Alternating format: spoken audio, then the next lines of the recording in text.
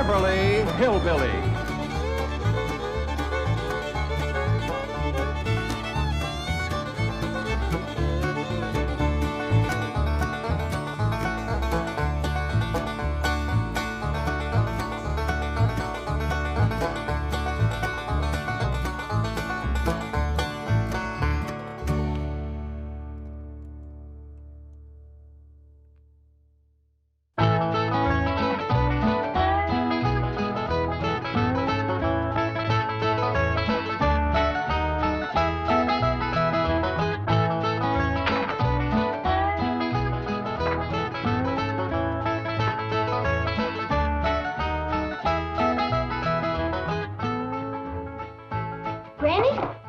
You want him a Benny Rooster for something. I sure do, Elly. I just heard that Jane Hathaway is sick of bed, and I want to cook her up a nice big pot of chicken broth. Oh, that's not... Granny, you ain't fixing to cook Earl. Oh, of course not, Elly. But I figured you could turn him loose in the neighborhood, and he just might bring home a plump little hen. Good-looking little fella here, Earl. Oh, Granny, I don't reckon Earl wants you to cook none of his sweethearts neither. Well, maybe you're right. Just turn him loose outside. And if a chicken hawk shows up, Jethro can bag him. They make awful good broth if you simmer them long enough. Hey, Jethro tells me Miss Jane is ill and you're fixing the doctor for her. That's right, Jed. Trouble is, I don't know for sure just what she's got. What she told you, Jethro? Oh, she's got something called sick benefits. Sick benefit? Yes, sir. Well, I called her apartment this morning to find out could she come to supper tonight. And she says, I'm sick in bed, Jethro. And I says, well, Granny will come on over and doctor you. And she says, well, you tell Granny there's already a doctor on the way because I got sick benefits. I bet you it's something like a sick headache or maybe a sick stomach. I reckon it's worse than that, Elly, because this is catching. Is that a fact? Yes, sir. Miss Jane says pretty near everybody that works down at the bank has got sick benefits. That's because they don't wear ass-affinity bags. Appears to me like Mr. Drysdale got himself a heap of trouble down to the bank. Is Mr. Drysdale sick too, Jethro? No, I asked Miss Jane that. And she says the executives, that's the higher-ups, like the vice presidents, they don't have sick benefits. Probably because they eat better and they get more rest. And they wear ass-affinity bags around their neck. Well, I reckon we all ought to pitch in and help Mr. Drysdale. He must be mighty short-handed down to the bank. Well, I can help count the money. Arithmetic is my best study in school. I'm up to 12 times 12 now. Well, how much is 12 times 12, Jethro? Wait a minute. Okay, now hold up 2 fingers. Okay. 12 times 1 is 12. 12 times 2 is 24. 12 times 3 is 36. Never mind, Jethro. We's all right proud of you, but right now we all better hurry down to the bank, see how we can help Mr. Drysdale. Come on, everybody.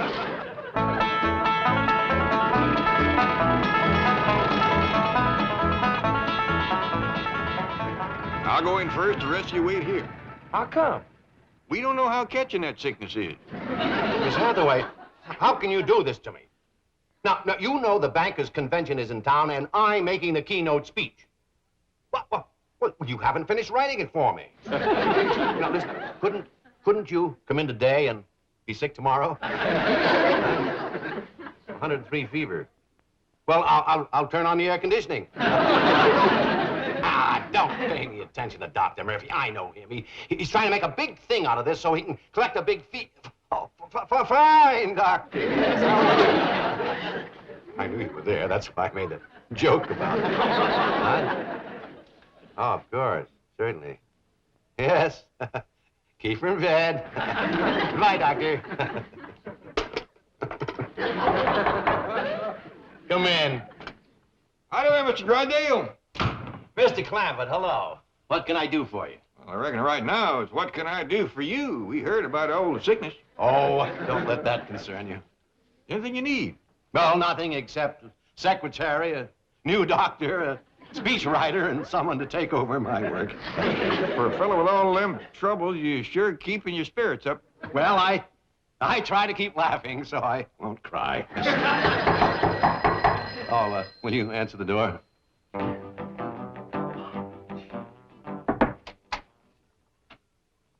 Howdy, young feller. You want to see Mr. Drysdale? Yeah. Come in, come in.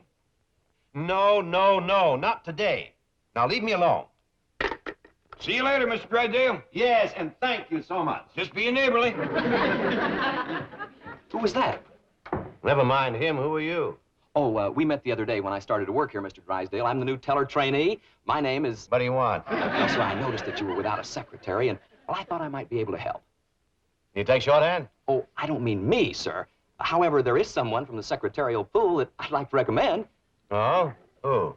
Well, the chick, the young lady at the first desk, I believe her name is Kitty Northcross. The one that wears the tight sweaters? Yeah. Does she? Oh, I only observed her efficiency. Yeah. Forget it. Oh, yes, sir. Thank you, Skipper. Who?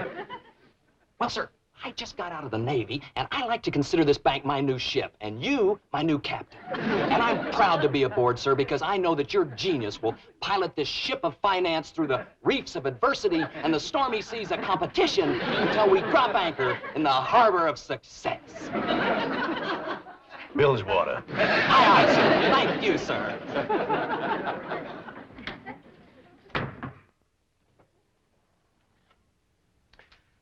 And now to continue my speech. Gentlemen, it is my observation that a bank is like a ship. Its president, the captain.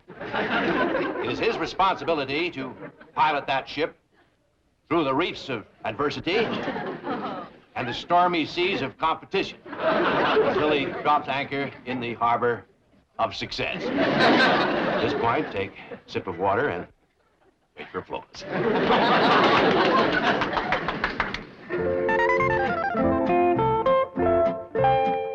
Oh, good, Elly, you're all ready. We best be getting down to the bank quick as we can. Well, Pop, do you reckon I know enough to be a banker's secretary? Shucks, yes, Elly, especially since I'm going to be the banker. Oh, did Mr. Drysdale take sick? Oh, he had to speak at a convention. He says all he needs is a secretary, a speechwriter, a new doctor, and somebody to do his work. Granny's a dandy doctor, but who can write speeches? Well, Jethro found one in a book already wrote. He's in there helping Granny now mix some medicine for Miss Jane.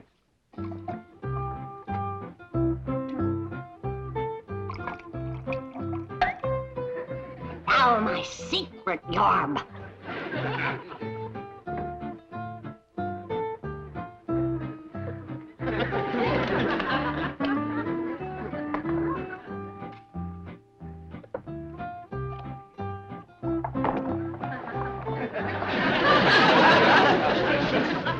Don't stand too close to it while it's working, Jethro. That'll cure Miss Jane, huh, Granny? It'll cure anything.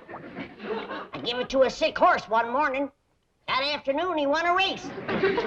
You doctored a racehorse? No, a plow horse. He never raced before. Jethro?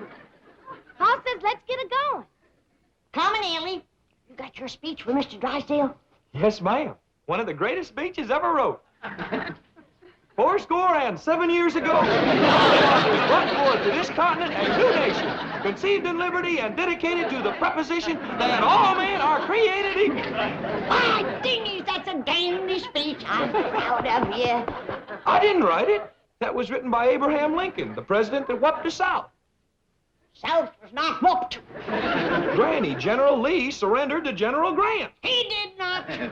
General Lee figured that Grant was a blacksmith. And he handed him his sword so he could sharpen it. And don't you ever forget it!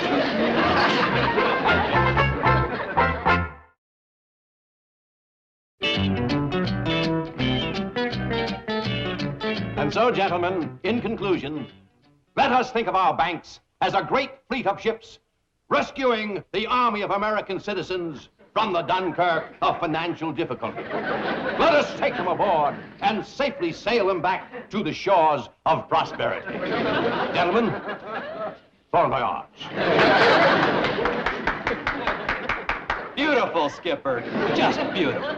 Listen, the door was open and your voice drew me in here like a magnet. Could I go to the convention with you and hear the entire speech? No, you cannot. But, sir, you're my idol. Well, you're pretty idle yourself. Now get back to your cage and do some work. What a voice. Sir, you were born to command. In the Navy, you'd have been an admiral. Well, I was in the Army. Corporal in the Quartermaster Corps. Great outfit, sir. Backbone of the armed forces.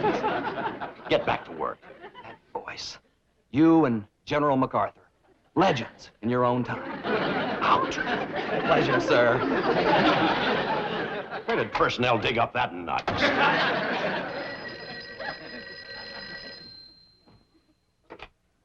General Drysdale. Drysdale. Oh, hello, Margaret. What? You want me to pick you up at the beauty shop when? But, dear, you know I'm making the keynote address at the bankers' convention. All right, darling, I'll cut it short.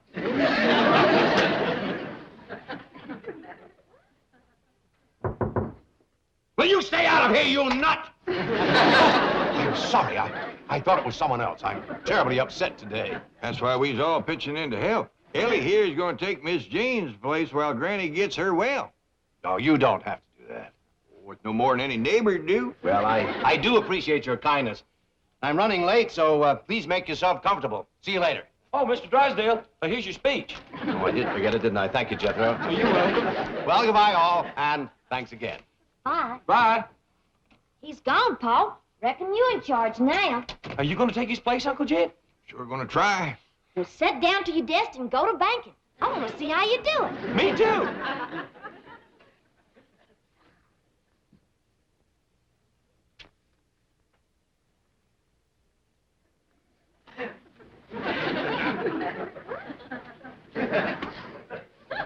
Are you banking yet, Pa?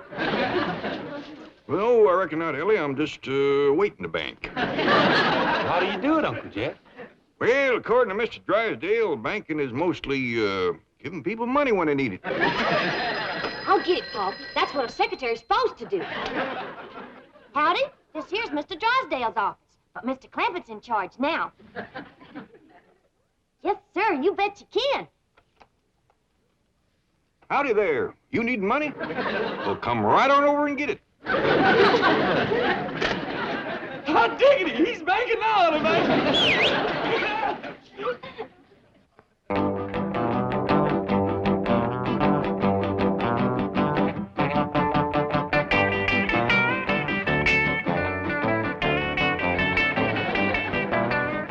Come in, North Cross.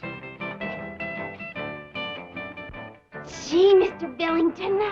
Just call me Bob, doll. Was this going to be my new office? Bob Doll? Could be, honey. I've been speaking to Milburn about you. Milburn? The president, baby, the president. Oh, Mr. Drysdale. Had a girl, oink. Oink? Just a term of affection, doll. It means I'm a hog about you. Oh, that's cute. I think. Swell. Now, listen, about tonight, this apartment where you live, can you cook there? Well, I don't know. I've never tried. You got a stove? I think so. Well, how about a can opener? Oh, I know we've got one of those. I used it the other night to open a bottle of wave set when we did our hair. Mother and me. Your mother lives with you? No, I live with her. Swell. Rescuing the Army of American citizens from the Dunkirk of financial difficulty. Let us take them aboard. That's enough, Jethro. No wonder Mr. Drysdale needed himself a speechwriter. That's pitiful. I didn't understand it. Me neither, and I'm a banker. Well, I reckon I'd best get out to Miss Hathaway's desk. I ain't sure I know what to do. Well, just watch others, Elly, and do like them. That's the way we learn. Yes, sir, Pa. Now, listen, honey, is your mother going to be home tonight? Aha, we're going to set our hair again. Well, hello there. Hello there. Well, she's sitting at my desk. Get lost, honey, huh? But Bob, Mr. Billington. Oh, Mr. Billington. Wait, in the vault. Well, what about tonight? Can I tell Mom you're coming by? Not tonight, honey. I don't need my hair set.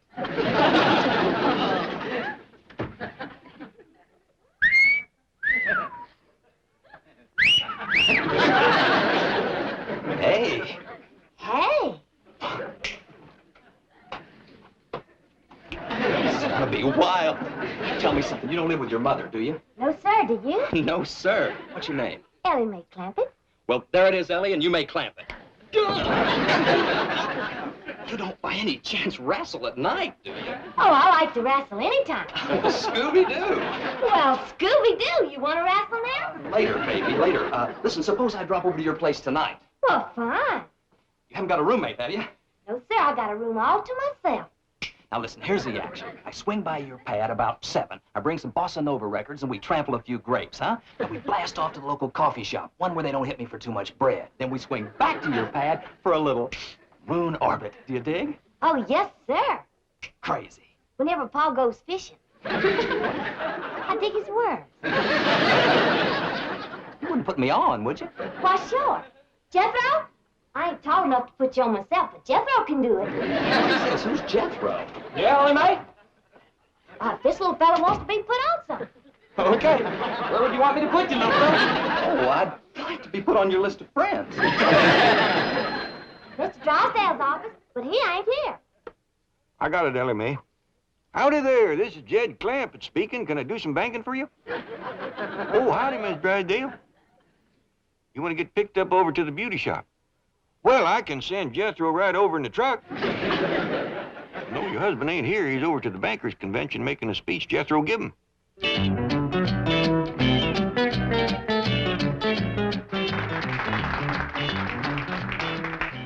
And now, gentlemen, it's with a great deal of pleasure that I introduce our keynote speaker, the distinguished president of the Commerce Bank of Beverly Hills, Mr. Milburn Drysdale.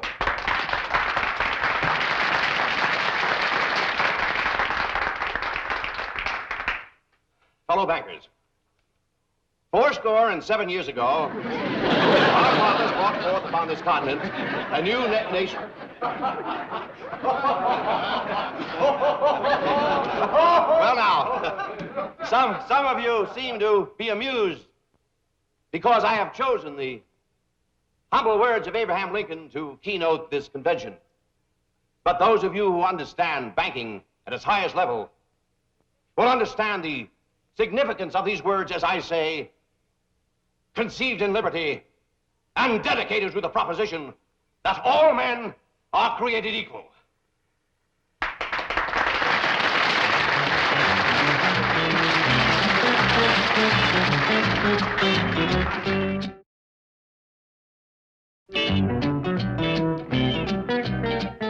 Paul, this here's Mr. Wilson, the man that called you about borrowing money. Well, howdy there, Mr. Wilson. I'm pleased to meet you. Sit down a spell. Oh, thank you, sir. Hey, have a smoke? Yes, sir. Elly Mae, hey, Mr. Wilson, like a nice cold pitcher of spring water or some coffee or tea or something. Would you, Mr. Wilson? No, thanks, young lady. You look all tuckered out. Yes, I am. I've been going from bank to bank trying to borrow some money. Didn't they have none? Well, none that they wanted to loan me. You see, Mr. Clampett, my chicken ranch is mortgaged to the hilt. I've no credit, no collateral. I need money to buy feed. Oh, we got a vault full of it. How much money you need? See, if I just had enough... Are you kidding me? Elly Mae, take him out the vault and show him the money. No. I mean, would you really lend me the money? Well, that's what banks is for, ain't it? Well, yes, but I'm poor. I have no security. Ain't no shame being poor as long as you're honest. How do you know I'm honest? Well, if you wasn't, you'd be telling me about how much you got instead of how much you ain't got. Mr. Clampett, I've never met a banker like you before. Oh, shucks, Mr. Drysdale can outbank me any day in the week. He must be a wonderful man. You bet he is the best banker around here. Now, how much money would you like to have? Well, sir, I really need $5,000, but I can squeeze by on 3 or 4. Elly Mae, go fetch this man $5,000. Yes, sir, Paul. Bring him a cup of that cider that Granny sent down to ward off sick benefits. Doggone if he don't look like he's coming down with it. Okay, Paul. Now for my secret yarb. What is your secret yarb, Granny? Oh, I dasn't tell you, Jethro. Why, if that was to ever fall into the hands of the enemy, the North could win the war. Told you, Granny, they done won it. No such thing. We's just laying back, letting them think they did. One of these days when they ain't looking, we's gonna jump them. You gotta believe me, the South done got whooped. You go cut me a hickory switch and meet me in the woodshed, and I'll show you who got whooped. That's another thing I keep telling you. We ain't got no hickory tree and no woodshed. That's right. I guess I'm getting old and feeble. Yes, ma'am. Well, open your mouth and close your eyes. Granny's going to give you a little surprise. Oh, good. Swallow that. That'll keep you well and learn you not to talk Yankee nonsense.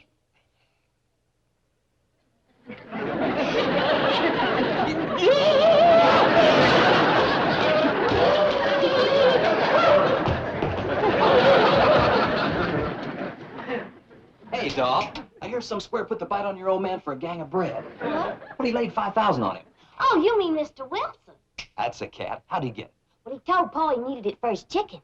You're kidding. What would chickens do with all that money? It was for Mr. Wilson to buy feed. He's got a chicken ranch.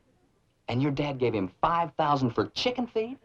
Why, sure, Pa's got $35 million. $35 million? And he likes folks that raises critters.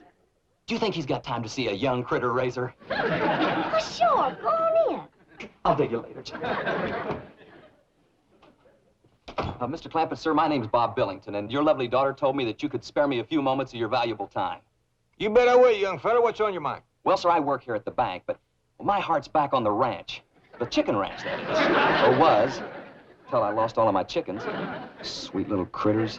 How'd you lose them? Well, sir, I'm not sure. I just woke up one morning and they were gone. I guess one of them left the gate open. What kind of chickens were they? Just regular kind, you know, with the wings and the feathers and those crazy-looking feet. Mr. Clampett, if I could just borrow $10,000, then I could get back into the business that I love, raising chickens. I see. How many chickens you want to start with? Oh, about $10,000 worth. How many roosters? Oh, no roosters, just chickens. These days, you gotta specialize. Elly May? Oh, howdy, Mr. Drysdale. How was your speech? Sensational. The high point of the convention. Listen, did a man named Wilson come in here to borrow some money? Yes, sir, and Pa gave him $5,000. Oh, bless him. That's what did it. Did what? Got me named Banker of the Year. They're putting a plaque in the lobby calling this the Bank with a Heart. How come?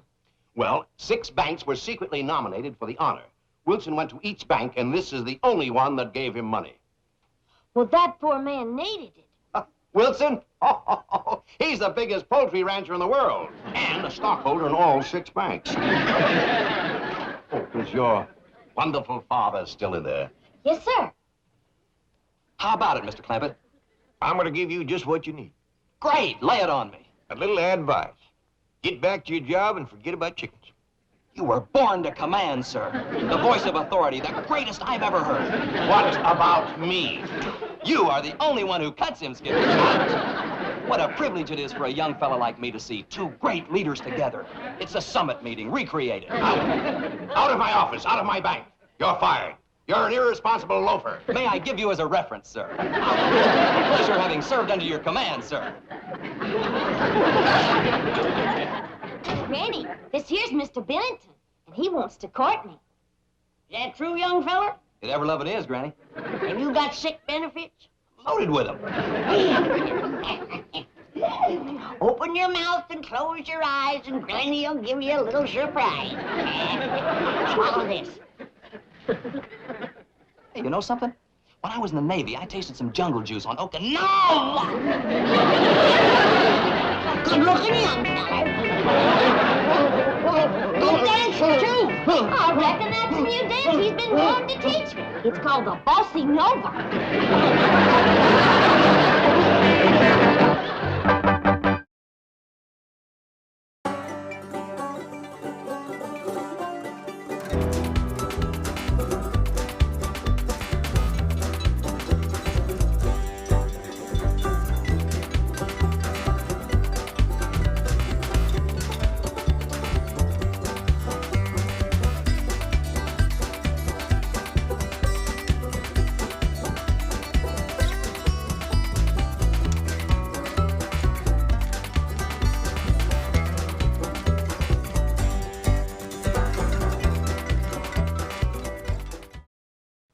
This has been a Filmways presentation.